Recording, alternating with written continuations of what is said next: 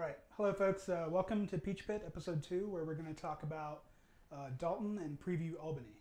Before we get started, I'm going to do our usual disclaimer. Any views or opinions shared on this show are solely that of the individual contributor and do not reflect the views of Peach Pit, any FRC team, First, Georgia First, or any of their affiliates and sponsors. All right. So if you aren't familiar with our show Peach Pit, the idea behind the show is to serve as an FRC talk show that focuses primarily on the Peachtree District. We're going to be talking about a lot of topics, so don't be surprised if we drop some hot takes. And ultimately, we're just hoping to provide some entertaining and engaging discussion for the community. With that out of the way, I'm going to introduce myself. My name is Anupam Goli. I'm a mentor for Team 1746 Auto. My name's Kyle Fender. I am a mentor for Team 1002 and the alumni coordinator for Georgia First. I'm Trevor Davidson, and I'm an MC in Chesapeake and an alumnus of Team 540. My name is Sonny. I am retired. I'm Kellen Hill, mentor for 1746 Auto. Cool. So, for those of you that are watching our second show and who watched the first show, I want to thank you guys very much. Do keep comments about improvements and feedback because we are taking that feedback seriously and looking for ways to improve the show. So just for this show, we got new mics to make the audio better. We got some more sound panels. We got a better video setup. Thank you, Andrew Morris. And we got Trevor. So hopefully all that elevates the quality of the show. I don't know if I elevate things. I think I just take take them sideways. You want to sit in a higher chair. Yeah. So hope you guys enjoyed the show. But if you have any more feedback, any more improvements, please let us know, and we'll do our best to make things as cool as possible. Okay. All right. So on that note, let's jump right into things with Dalton. The winners of Dalton: 4026 Global Dynamics, 2974 Walton Robotics, 7883. Who's got their team name? It's CCHS Robotics for Razorbacks. Yes. The game announcer at Dalton mispronounced it multiple times. The finalists were 4910 East Cobb Robotics, 1771. What are they called now?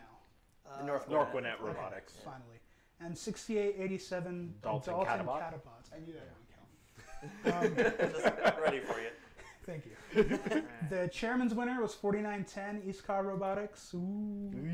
And the engineering inspiration winner was 2974 Walton Robotics. Yikes. Okay. I don't know. I mean, yeah, it's still I think if anyone had come out and told us that 4910 and 2974 were going to be the chairman, the culture award winners at this event, everyone would have been like, "Oh, that makes sense. Totally normal." They just kind of reverse roles Right. this year. It did. So, before we get into our topics, any general comments about Dalton?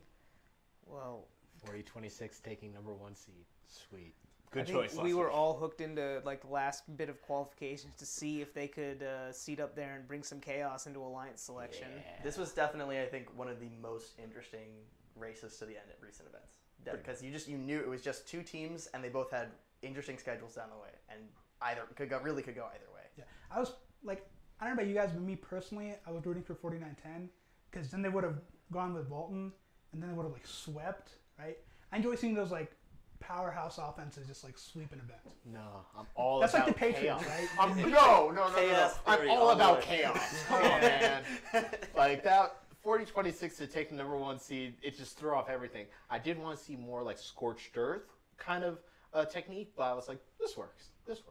Well, I think one of the things about 4026 seeding first was that they were probably the most self-aware team at that event, because if you as soon as Elam started, they didn't even employ themselves in an offensive role. They just immediately went and played defense, and probably were, as a result, the best defense bot in the playoffs up until I think finals. And finals 70-71 played really, really well. I really enjoy that awareness from Alliance captain, where they know what they're supposed to be doing on Alliance, and they fill that role instead of saying, "Hey, we're the number 1 seed. We're going to play offense." I enjoy that awareness. Yeah, they tell Walton to go play defense. Go play know your place. Know your place. Okay. So speaking of Walton, our first topic, right? Speaking of Walton, is Walton the best robot in our district right now? No.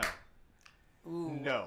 All right, not the Kyle, best you got to robot. explain yourself. All right, here's my explanation, right? So I believe Walton has the best combination of robot and drive team in PCH right now. But I believe the fact that they don't have the level 3 climb, which I think is going to become necessary later on, as well as there are a couple like mistakes that I think could have turned the tide for them, especially within the finals. I think from there you can see that they don't have the best robot out there, especially with the intake. Now it can be fixed, and there can be improvements for their next competition, which I believe is Columbus. But I don't believe that they're the best robot. Right What do now. you? So those couple of mistakes that you mentioned. What were they? I think a couple of the mistakes, one of which was, I would say, adjustments in terms of in-match adjustments, basically, and especially in finals match. It was with finals match 2, although I believe in that case, I think it doesn't show as much the mistakes in terms of adjustments, but rather like how anyone could basically be shut down by that type of defense. But I also think it's just in terms of what would, I'd almost say, decision making that you saw in the qualification rounds. I truly believe that they would have seeded a little bit higher in those rankings if they had made some better decisions, especially with like stuff like match 51. Yeah. Match 51, they should have easily won that. Yeah. Honestly, coming from Wheeler, they should have won that match. So to speak to the dominant or sometimes dominant performance of 2974, I think there's the handful of robots that have like put themselves above the rest with, and I'm talking strictly like hatch and cargo play. There's the handful of teams that are obviously really consistent at third level climb. But when it comes to hatches and cargo, I don't think anybody's shown a higher ceiling than Walton. Well, I think hatches, you're right. I think Cargo. Cargo, I think- I'm saying the combination of those Yes, two things. yeah. You're talking ceiling wise. I can see what you're Yeah, saying. yeah. So in that sense, like if say I'm a third level climber that's been consistent enough at state champs, and we have the data we currently have available, Walton's top 3 of my list right now, simply because of that ceiling. And I mean, the way I look at it, they have hit a ceiling, but to me, there are two things that stand out that they can do right now and be even better. First thing is figure out what's going on with that intake and cargo, because they don't seem to have a very secure grip on it. The second thing is the speed of their elevator, right? I think, which both of those things are, in my opinion, relatively easy to do, right? Swap out some wheels, swap out some gear ratios, and bam, I think they're just that much faster. I actually overheard one of their mentors saying that they used the wrong gearbox in the elevator. Like they physically put in the wrong one. They meant to put in a faster one. So we can definitely see that. I know what that's like. So I was been there before. I feel like I have a couple points based on that. So actually last year, and I think this is what you're referencing with 1648, the elevator speed increase between Albany and Duluth was a huge reason why we had such a successful late season last year. I do think, and I want to point this out. Would you I think when in consensus last year 1102 or 1640, you can pick one depending on your perspective, were the two best teams in the district. But I would be hard pressed to say that we or 1102 had a better robot than 1414. But I think ultimately it comes down to when you evaluate a team holistically, you have to take it into account everything they've done. And Walton is by virtue of having a really well-run program and being in a great space for DE, they have set themselves in a situation where they're always going to have that drive advantage, and that is just an advantage you have to take into account. So they are playing, I think, unquestionably playing at the highest level in the district. I also disagree with the point that the level 3 climb, I think, matters for them. Yes, they're not going to see, ultimately it comes down to they don't have control of their destiny as competitions go on, but Columbus, you always want to win an event, but they've already secured the ticket to district champs. So it as events go, it's a low pressure event. And then for district champs, there are some teams that can get there, but even if, for example, 1746 becomes their ultimate, their peak form that we hope they get to, I don't know if 2974 would even be that much different. You're talking about minor things. So they're already at an excellent spot, and Yeah, if they have improvements to make. considering you're soloing a rocket week 2. Hey, be careful. You can't say that. Yeah, you on can't say mics. that. Game announcers cannot say soloing a rocket. Okay, Add it to the list of things we can't say. They play Kyle, regardless double-digit of- game pieces. Kyle, Exactly. look at me. I'm not a game announcer. Okay. Regardless of lingo, the fact that where they're at this point in the season with apparently a slow gearbox, some drive practice to do against while playing against defense, I think they're in a really good spot this Yeah. time And- of I the would season. agree. And plus, they didn't solo a rocket once. I think they did it. I think they actually did it a couple times, and there were multiple instances where I felt like they actually got very close, but looked at the score. We're like, okay, we're gonna focus on cargo a little bit and like get the win, right? So So for the record, Walton got the rocket RP one time during events, but they did. I do remember. You're right. They did. Yeah, get they close. were did. close a They were lot. close. They, I think there are 3 or 4 matches. They got 11 of the 12 game pieces to do it. Yeah. So they're really close. yeah, What- yeah, what- so right there. What I'll say, right? Like the question was, are they the best robot? No, but do I believe that they're the best combination, like holistically best combination? Yes, but Fair for enough. right now, because what I truly believe is that as we get up to the state championships, I think it's also a little bit of like it's week 2. It's week 2. It's not like we're talking about like week 5. We're talking about week 2.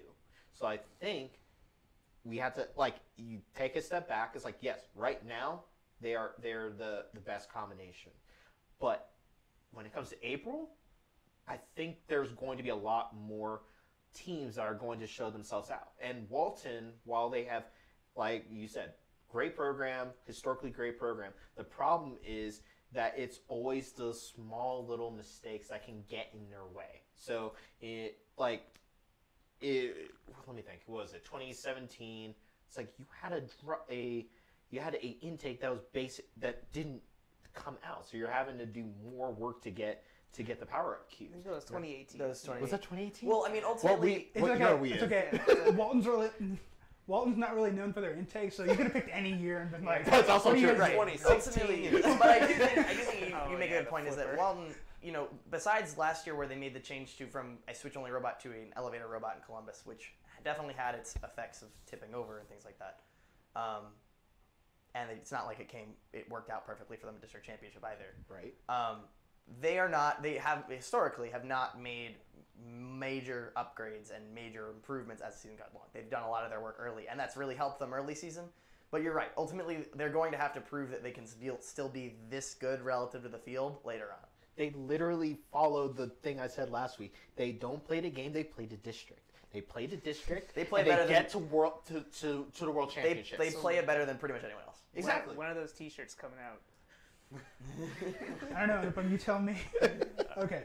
So, speaking of Walton, like we've been doing for the past 10 minutes, it's kind of hard to ignore finals match 2 at Dalton, right? And it's kind of really interesting because Walton's this offensive powerhouse, but in finals 2, you watch 1771 come out and just absolutely shut down almost the entire alliance with defense, right? Mm-hmm. So, what do you guys think about that? Because we all talk about defense, we all talk about how dominant is going to be. But I think that was the first time where I actually saw defense and I was like, whoa, that is breaking the game almost. Well, particularly interesting in this case because 1771 was the one doing it, one of your top 2 offensive bots on that Blue Alliance. So it's the case that I don't know if something wasn't working on 1771's robot, so that was their designated role for that match, was go over and just destroy on defense.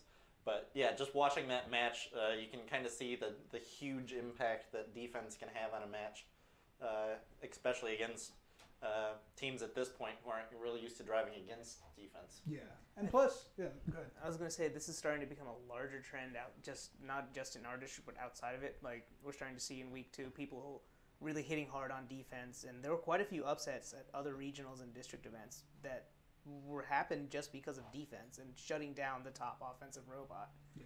250 at TVR is a really good example of that. They almost beat the number 2 alliance through that. Plus, I also think it depends on the team who's playing defense because I think we've seen a fair amount of defense try to happen so far, right?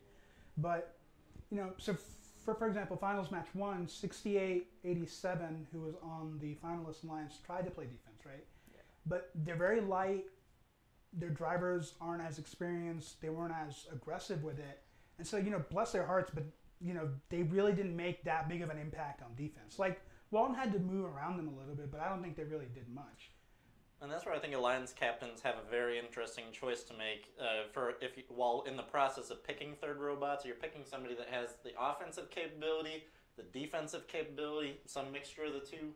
But yeah, you gotta have the right kind of roster on your alliance to be able to play the right strategy for the right series. And I don't think we said it so far during the show, but I think this gives even more credit to 4026 for going out and recognizing early that they were going to play the defense role and picking up a third robot in the 24th pick of the draft that could play and score cargo. That was a huge steal. Huge Yeah. pick. Yeah, just even I'm watching the video right now, just looking at the gameplay. 4026 knows exactly where to be in terms of defending. We looked at 1771 and they played amazing defense, but if you look on the other side, 4026 just basically messed around with 4910. Yeah. And they didn't know what to do. And I mean, credit goes to 68-87 too, because they didn't just sit around in the hab and like collect those points. They actually, I think they got really close to filling up some rockets with hatch panels, which isn't a significant amount, but when you're third robot on Alliance, that's what, 2, 5, 10 points, 10, 12 points, right? Yeah. That's pretty good for a third robot at a qualifier. Yeah, I think we might get into this later, but with an Albany peer review. But I think the placement of hatch panels is, I think, so like on meta game level is so much bigger than we all anticipated. So getting that kind of play out of a third robot is exceptional. Yeah. So that's actually one of the, so like you mentioned the hatch panel, so we take a quick aside, is I don't get why teams, especially rocket teams, are going all hatch panels and then trying to come back at the end with cargo. I think Is there like it's a functional thing, or? I think it's just doing the same. You're more efficient if you're focusing on the same task multiple times. Mm-hmm. I think there were a couple matches where I saw East Cobb that they'd go and do the first layer of the rocket. They'd kind of keep their eyes on the score. If it was close, they'd pivot off to do the easy cargo scoring on the cargo ship instead of trying to chase an RP out of the rocket. So I think there's a careful balance to be had there, but I can understand the interest in doing the same drive routine for getting a hatch panel 6 times to then do 6 cargo. Strategic inertia. Yeah. Because I feel like teams are kind of being caught off guard by going for hatch panels, and trying to do cargo at the end.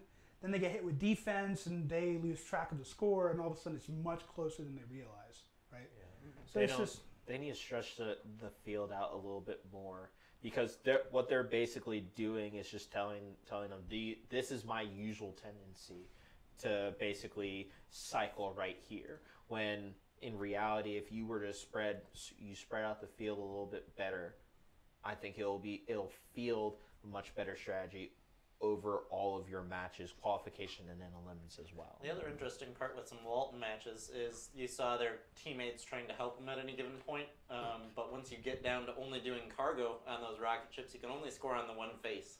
So if one robot's there doing their thing, another robot's waiting in line. And I think, it's something that's kind of that's really important about that is when you're in those situations, you need to get in and out. And I do think scoring cargo on the more teams I've talked to, the more seem that scoring on the cargo on the rocket ship is easier than in the rocket than the cargo ship. But I do think that if you're going to kind of contribute the rocket, you have to be confident you can get in and out. Mm-hmm. So yeah. So sticking with finals, right? Let's talk about finals match 3, especially how the finalist alliance finished, right? That was kind of a disappointing. That was anticlimactic. Yeah. Like Finals 2 set up this like showdown, and then Finals 3 came around, and 2 or 3 robots lost comms at some point on one alliance. That's kind of like shades of Einstein way back when. Yeah, 2012 or something. Listen, 2012 had a lot of different situations. Yeah. Yeah, that's why it's shades of Einstein.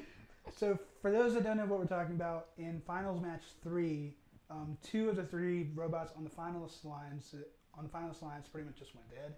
1771 went dead right after Sandstorm. Right. And 4910 went dead. Looks like they went dead about halfway through, but they never fully recovered. Like, I would guess low power because they seem very sluggish and slow. Mm-hmm. Yeah, I mean, that really sucks. I kind of wish there was somebody to blame for this. Yeah. I I mean, don't there know. are people to blame, but do we want to really blame them? That's where I don't Well- know if it's a fatigue thing. I know It's their teams. first event. Well, yeah. So fatigue in that it's the 6-minute match turnaround in Elam's can be daunting for a lot of teams. And I know they had it in their minds of how strictly they were going to call that your robot needs to be on the field at the end. So I think there was a match I saw 1771. Their robot was out on the field, but there were a couple people standing around with bumpers and things that they had yet to put the thing fully together, but at least the robot was on the field.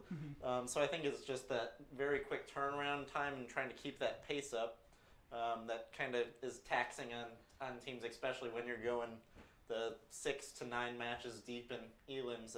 It adds up. Yeah.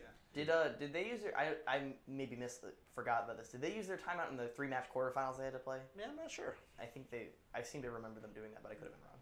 Yeah. So 1771 reportedly lost power because their battery got unplugged or something like that, right? 4910's interesting because they looked really sluggish towards the end.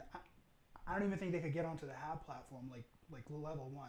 So for them, it seems almost like it was like a bad battery or something that got. They put in did there. go to that platform. Barely. Barely. I would say barely. Yes, barely. Yeah.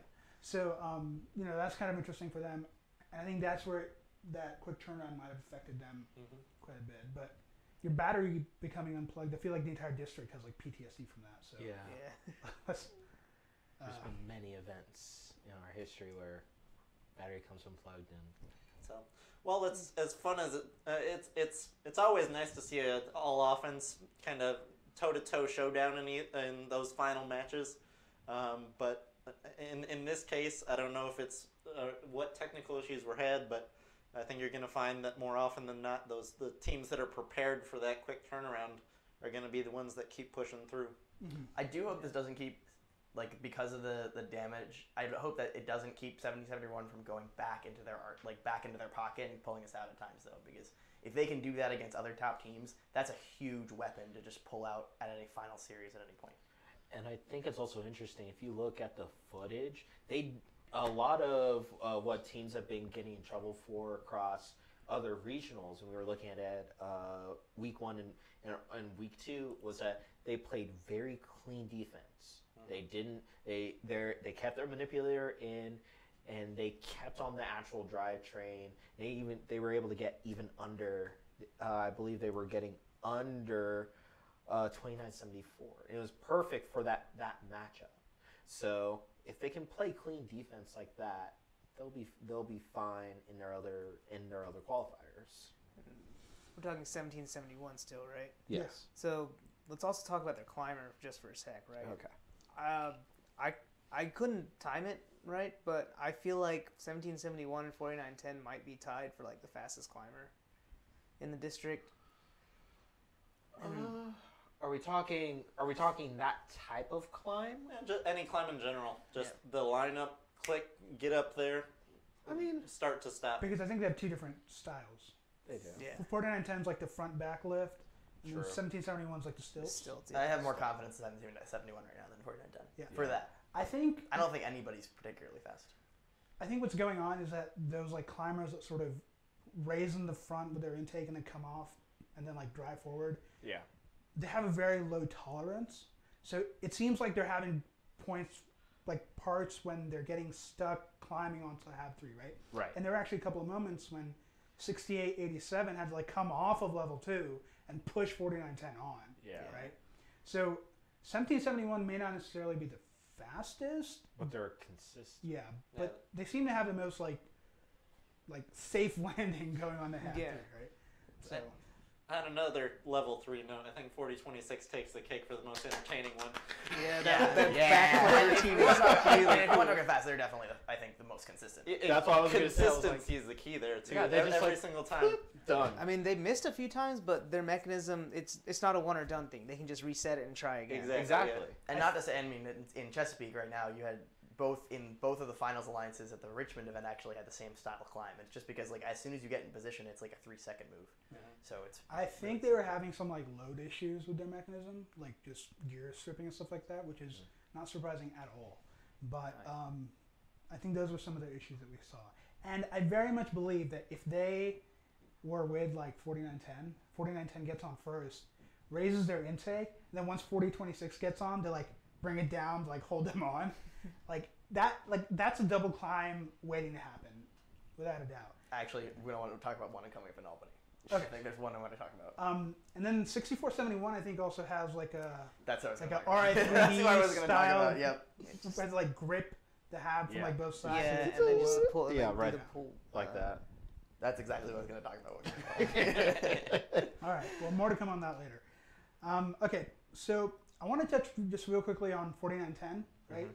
Because I'm personally, for I guess a little while now, used to 4910 just kind of going out there, lights out, dominating from the get-go. But to me, they looked a little unsure of themselves out there. Even all the way to the end, it didn't seem like they were really all that comfortable getting hatches, getting cargo, and stuff like that. Which isn't a knock against them, right? It's their first event. They're going to improve like every other team. But what do you guys think about that? Like, I think it's a question of one, with the first event jitters. I think they'll be able to get it right. They'll be able to get right in this next event. But I think two, I think it is also a little bit of, I don't think there's that killer instinct by 4910. There are some drive teams that you can see, especially with like more veteran-led teams, that you can see that killer instinct. It's like, we're going to take this risk. It did not seem like 4910 was ready to take risks. had that like sense of urgency in their driving. Yeah, there wasn't a sense of urgency. You can see that even in finals match 2. There wasn't really a it was almost like they got flustered way too easily. And it's hard to say that's like drivers, because sometimes when the robots aren't there, the drivers like pull themselves back because they can't be as aggressive, because then they won't pick up the hatch panel or they'll like miss a piece of cargo. So it's hard to say what piece for them is really missing, right? Yeah. But yeah, I'd like to imagine that, again, I think considering we're at week 2, they just played their first event. They're in a really good spot this time of the season. I'd like to imagine that some driver practice, just the comfortability on the sticks, is going to help them improve throughout the season. Something else I think they could improve on a little bit. I think they were better with cargo than they were hatches. Yeah. Definitely. that's like most teams. Yeah, I was going to say, like the edge, the huge edge Walton had on it is just how easy it was for them to pick up hatches. I think they made their mechanism such that they could hit at a lot of different angles. Just for having a decent amount of slop in there. It seemed like 4910's mechanism, you had to be Like flat on the straight wall in order to just make that side-to-side motion. They weren't going into the panel. They had to be all the way up against it to then use their actuator to pick it up, which I think is some little tweaks there that could speed things up quite a bit. I do think the take I got out of it was in their very first match. They attempted to use their hat floor pickup. And you saw them make the move to use it, and then pretty much once it didn't work, pretty much immediately abandon it. And so what that tells me, and this could have changed over the course of the event, I didn't have another great indicator like I did with that. I'm not sure they're fully confident in their robot right now, which I think will change. I do believe, like 4910 has been so good lately that I think most of their problems are more robot related than driver related. That's a belief, I think. I'd say that's interesting. And I think that kind of, I would say that almost matches, even like we said it before with like 2974. They have immediate access to DE right there. But also the other thing is, another team that has pretty much immediate access there is 4910. They were on that practice field driving. So my thought is, if they weren't comfortable with the amount of driver practice that they were getting before Dalton, then I think you might be right that there needs to be some improvements that they see on the robot side to feel a little bit more confident about going to this next qualifier event. Yeah, so once again, I don't know anything about their program, right? So they might have had a ton of driver practice, they might have not had enough. But from like looking at some of their social media posts, looks like they've posted pictures of both robots, like mostly done on like bag day, right? Yeah. So I would assume that if you're at that point in bag day, your practice robot was done a little bit before then, and you've just been driving the wheels off of it, right? It sounds Yeah. questionable to me.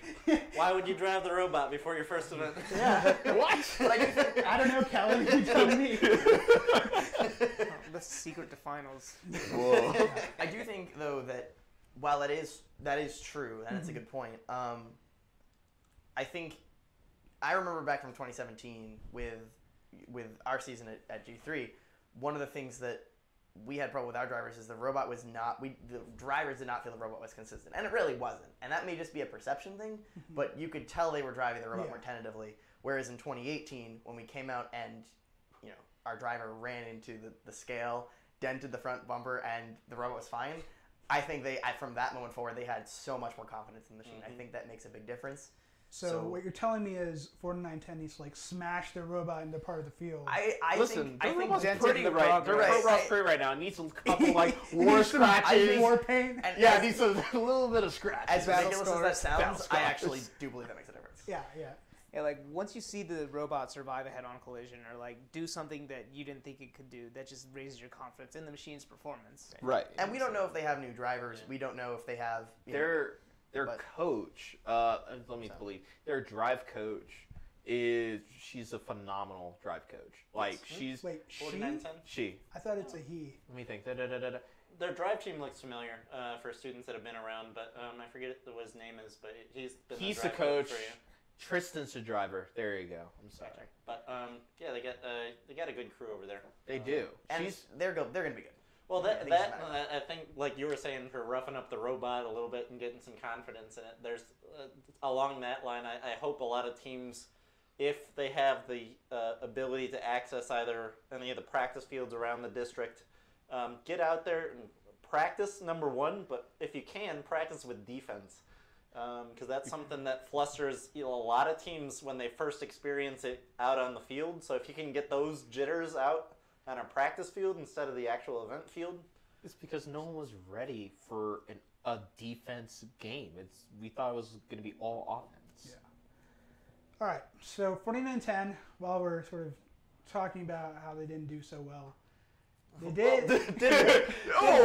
What? They won chairman. They got the finals. They made it to 3 matches. Yeah, they didn't do We're well. talking about when we rate well. I think we're just talking about reference to expectations. We came into the event being like they're gonna win hands down. If you're listening, 4910, we believe in you. We truly believe in you.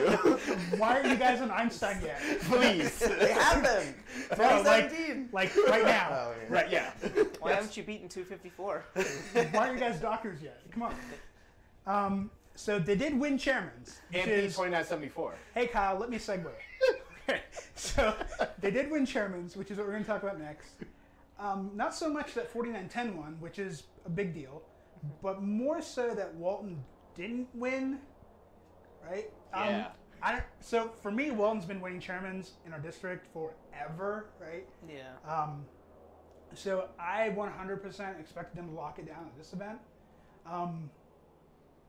And I was surprised to see 4910 win. So I don't know much about 4910's outreach. So do any of you? I do. So I know a couple of the students there from previous teams, and also Lisa Hatch, who is one of the coaches on 4910. They have a really amazing program. They're really driven for sustainability, which I think is lacking for a lot of first teams, because you think about all of the turnover that happens within just high schoolers graduating and everything else like that. They've been very hell-bent on making sure that sustainability is a real thing in their program, that safety isn't just like safety theater, but actual safety. Like no essential oils, just like actual safety. There's those hot takes. For those of you who don't get the reference, We're calling out there's a team. 1676. Yeah, they won sorry. a safety award, and a part of their presentation involved essential oils. I'm sorry. Kyle, we just lost so many viewers. That was at Mount Olive, right? I If just any viewers heard it out there down. need a distributor of essential oils, I know a guy. Come see me. But they have a program that is a very solid program, and I think they're one of the few examples that I really kind of look to when you think about a team that's not just doing stuff because it's basically piles up their list. It's a actual cultural type of program where that's in their culture. It's not just we're doing this for show. So I kind of wonder if it was more, did 4910 do something amazing? I mean, they obviously did a fantastic job, right? They got the award. Right. But was it more Walton's award to lose? Did they maybe do something wrong or not? Maybe have like a off presentation? What do you like? I don't think. What do you think went wrong for Walton? I don't think it even went wrong for Walton. If you think about it, right? The progression of teams in the whole timeline of Georgia first, right? First you have like 1002. They had a 3-year run where it was chairmans and everything else, and they basically get honorable mention at the World Championships. Awesome program, right? Then you move with 1311. 1311 was basically able to iterate on what 1002 was doing, but they were able to expand it much more. And you see what happened. They're Hall of Fame now. 2974 iterated from that. You see a bigger example with DE. They were able to iterate on what 1311 did with their Innovation Center, and they did it much better. And now we have Ds throughout the state. What 4910 did was iterate on what 2974 had, which is a real solid program. It was able to iterate into what's there now, 4910. You see it's just iterations basically on the best parts from each of these different teams going from the past to the future now. I'm sorry, you're just like oh, yeah, I know. I'm just like A little further. a little further, but Yeah. like 4910 figured out how to build a sustainable program, and that's while I am going to say something nice about Walton. They have had a great program. They have a great program. But the thing that is hard to surmount as a public high school program is dealing with making sure about the transfer of knowledge between the different classes that come through. Yeah, but wouldn't East Cobb have the same issues? No, they're a community team, and they have a lot more resources to make sure that it's not just that it's a high school team; it's a middle and high school team. They have a larger area to be able to help, basically get the kids being ready for FRC. Oh, so they actually have middle school students on their They team. have middle school FTC team, and basically middle school mentoring programs, and they have a program that basically brings students in to help train them, and then by the time that they get to high school, the high school time, like some students stay on FTC, and then some. I don't want to say graduate because we have some FTC people that will get angry at me for saying graduate. But basically, they transition to FRC, and they're ready for the challenge. That's not much better than graduating. It's a transition. Go first, Adam. That does remind me, like last year actually at Albany, 1683 won a chairman's, and a big part of their video at least was how they had this pipeline essentially, like a program for VEX and FTC, and then they use those for training and to transition to FRC. And I think that kind of rings similar, but with East Cobb, they just start from middle school, and these kids stay in their program, and essentially they get up to FRC. So they have like a good 6-7 years of being in the program, sharing that culture, and I think that's a really transformative experience, and that's likely partly why they won that award. And they've been able to grow not just their resources in terms of the students, but also if you look at that mentor base. Like Lisa Hatch was one of the main people that kind of helped in forming that. If you look at their mentor base and their resource base for those students, it's consistent, which is really important. Yeah. I do have a couple points. So first, fact checking myself, the 1676 won the safety award at Waterbury. They had a great event, so we're poking fun at 1676, but that is a fantastic team. It is. It is. Second, just for a little bit of context with Walton, this is the first time since Columbus 2016 that they did not win a chairman's award at their first event, and they did go on to win it at their next event, which was actually Dalton. And with an EI, they have kept up their streak of culture awards running since the 2012 Peachtree Regional when they won EI. Yeah. So it's really impressive. Like, I think we all expect Walton to give a really good show, which leads into my third point is I think full credit to 4910, and Walton still did well. Picking up EI is not a small feat, but I think you can't overlook the effect that losing an absolutely great mentor in Debbie Kaufman was. Dude, that's real. I think that's a very big point that I think we cannot overlook. what Cargo is. Yeah, Debbie Kaufman was so great at looking at chairman's presentations and really seeing what connected people to the program. Not even just chairman's presentations, but just how people saw Walton and everything else. She was amazing at that, so I can definitely agree with that point.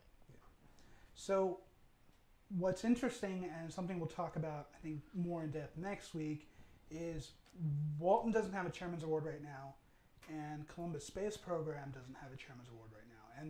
And in my opinion, they were my two biggest favorites coming into the season. So the reason that's interesting is because in Columbus qualifier, that's both of their second events, and they're not currently scheduled to go to a third one, right? So it means that if everything stays the same, one of them's not going to go home with a chairman's award this season, which could be really interesting. Could be.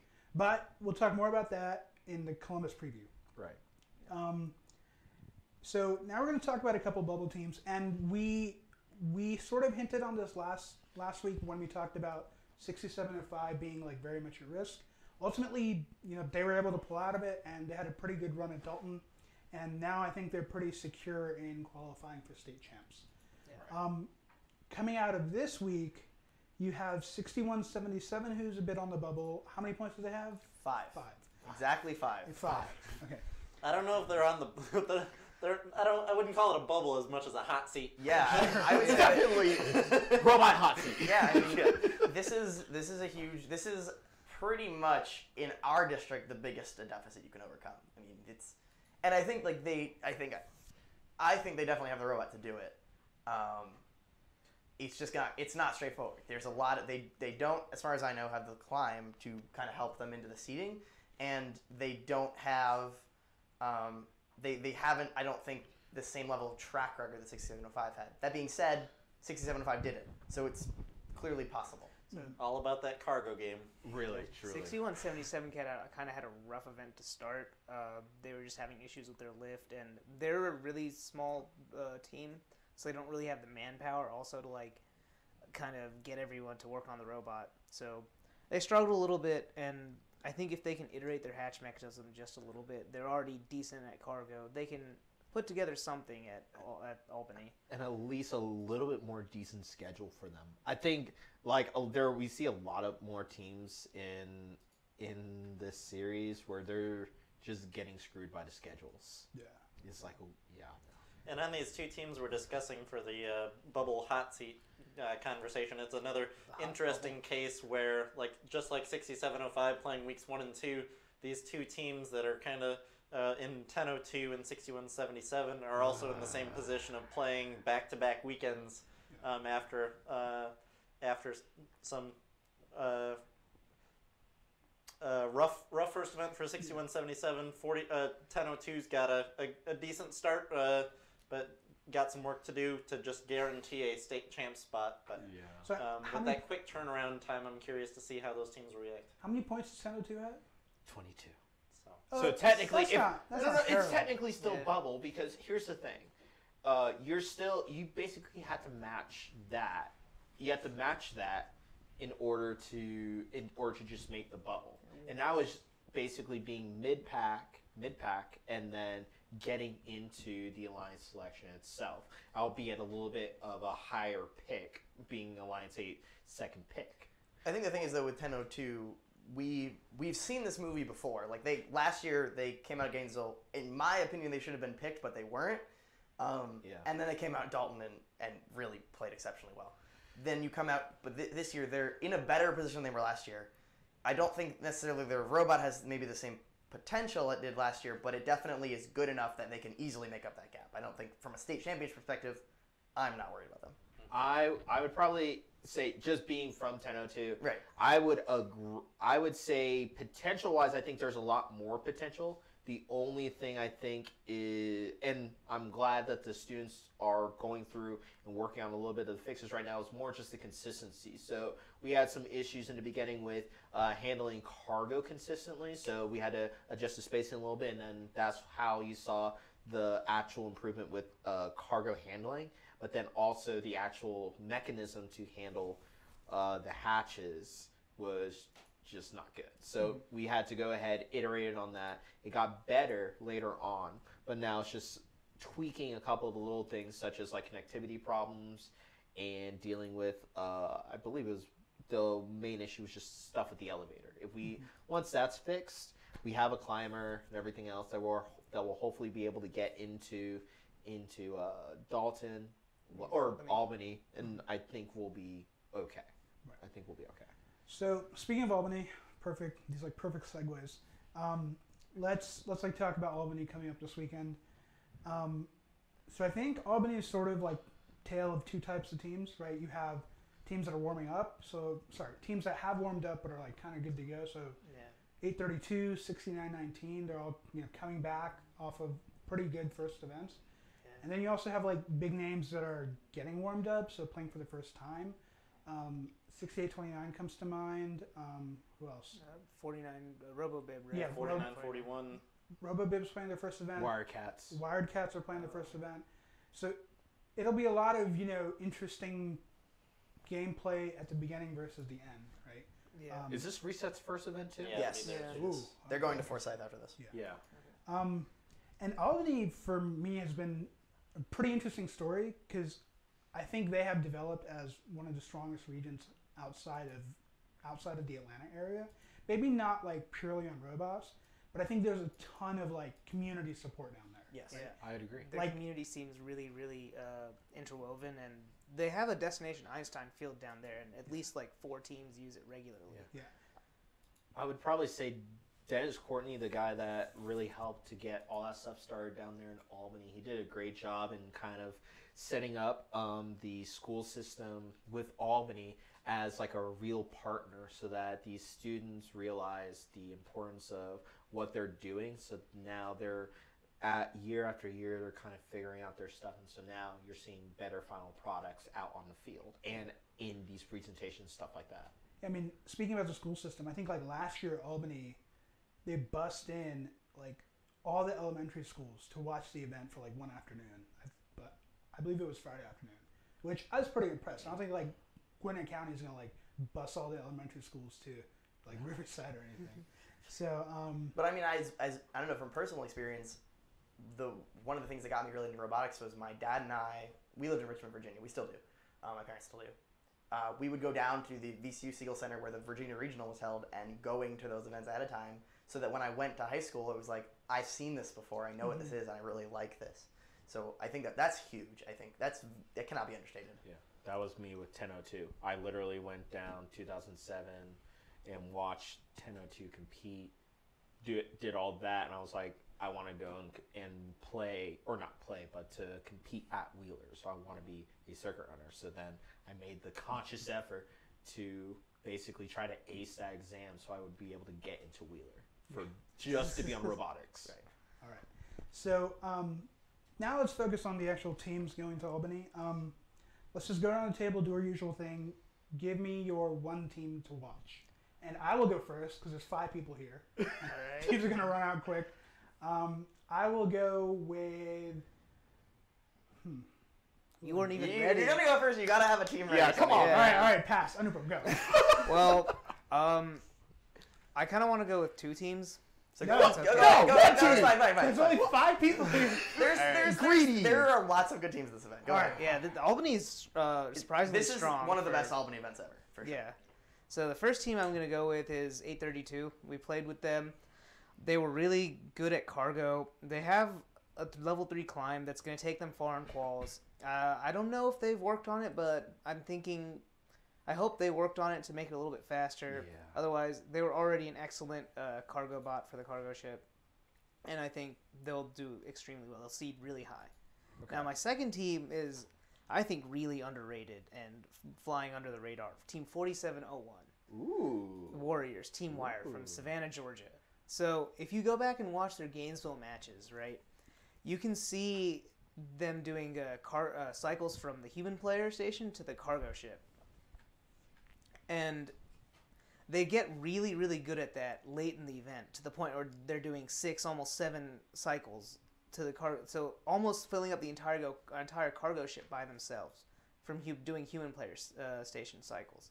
So they just need a little bit more practice, but they're already decent at running around defense, and like they do some pretty good driving moves. And the fact that they kept the robot so simple and just practiced on it, I think they're going to fly under the radar a little bit and definitely be a good pick for anyone looking for a cargo bot. Unfortunately, at Albany, I think it's a little difficult to fly under the radar. That's true. Not to say it's not better than it has been in the past, but There are only 31 teams, so. Yeah, so it's kind of hard. Yeah. All right, Kyle. I'm trying to decide whether I want to be a homer or I want to go with realistic. Go with both. Do both.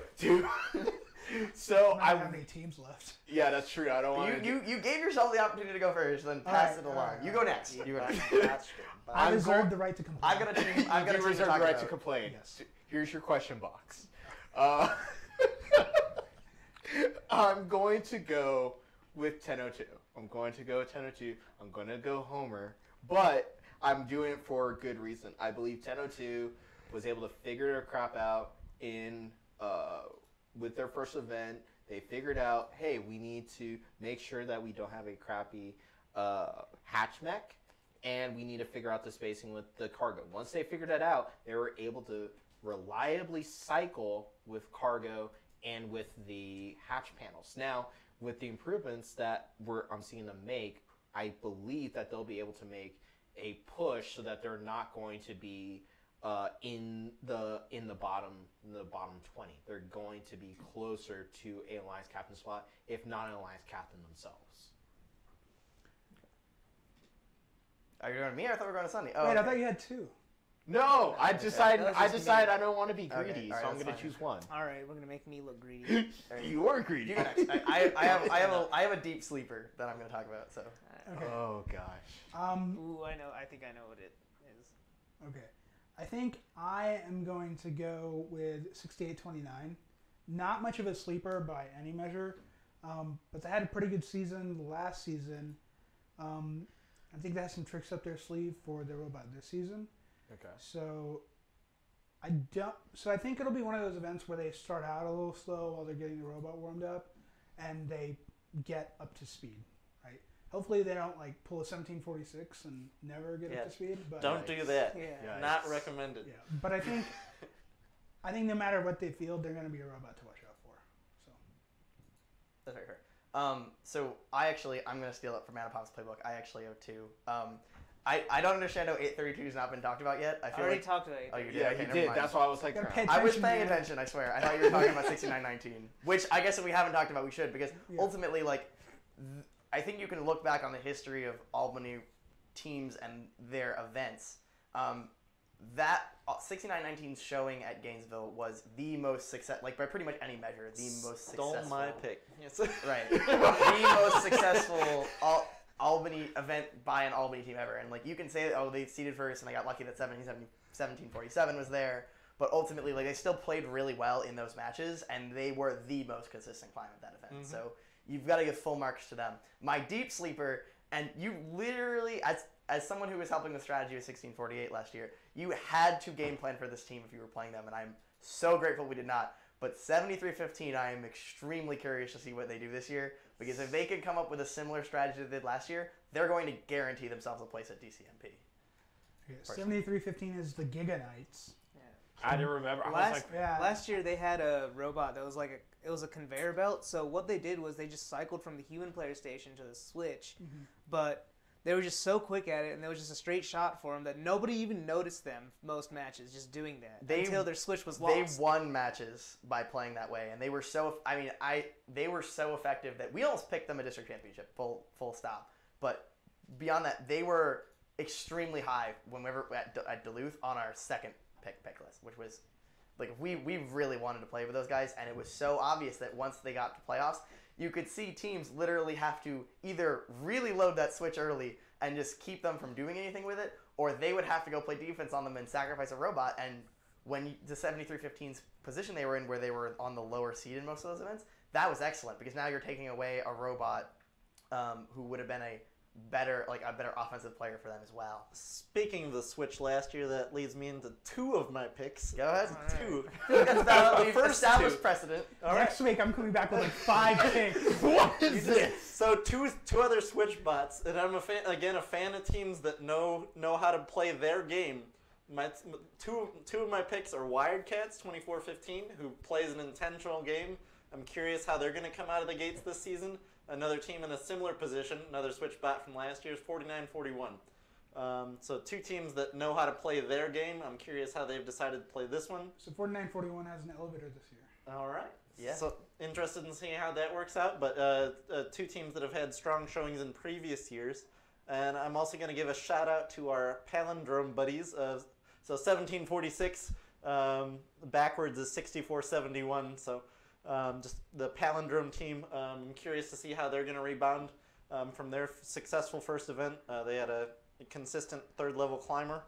But I'm curious to see how they'll seed out and play out in Elam's. I do think it's worth mentioning with 49-41, if they can make finals of this event, it would be the 6th event in a row. So their first time since Gainesville 2017, which they were the number 1 seed at that event too. So it was just by chance they didn't make that time.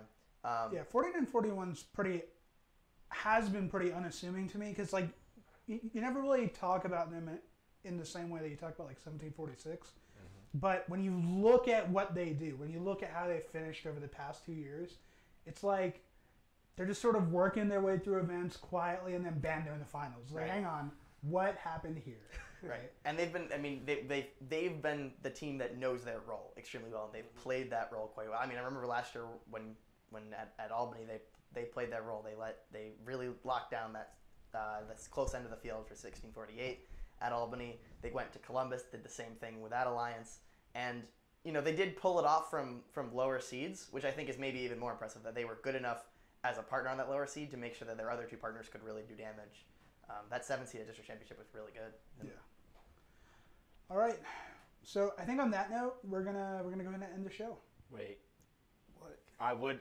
Can I choose 2 teams? Yes, you can choose. I got one more team. Kyle. I'm going with 1683. Techno Yeah, that's fair. Titans. Yeah. So 1683, you saw them at Gainesville. Like I think they're underrated in terms of how they were able to handle that cargo going into the quarterfinals. They knew their role. I think the theme of this year is knowing your role. They knew their role with cargo to be able to grab the cargo from basically human player station, go over, score it in cargo. And they just kept doing like clockwork. So I think that's going to help them in this smaller field with Albany. Okay. Now, before I end the show, does anybody have anything else to say? Do you have a second team to pick? No, I don't. All right. I'm tired and I want to go home and sleep. I do think Albany, has gotten a bad rap in previous years because 25 teams in both 2016 and in 2018, there was really no quality depth. I think this year, and I don't think even in 2017 when there was a lot of teams at that event, I don't really feel like there was any depth. This year, I feel pretty confident saying that you're going to have a pretty balanced field with enough climbers to make this really I think you could have a lot of matches which are decided by a couple points here or there, and I think you're going to get maybe the most interesting, other than I think Columbus, which is going to be amazing, maybe the most interesting playoff tournament from this event. Yeah. All right. So on that note, we're definitely going to end the show. Wait. All right. All right. Are we good? Yeah.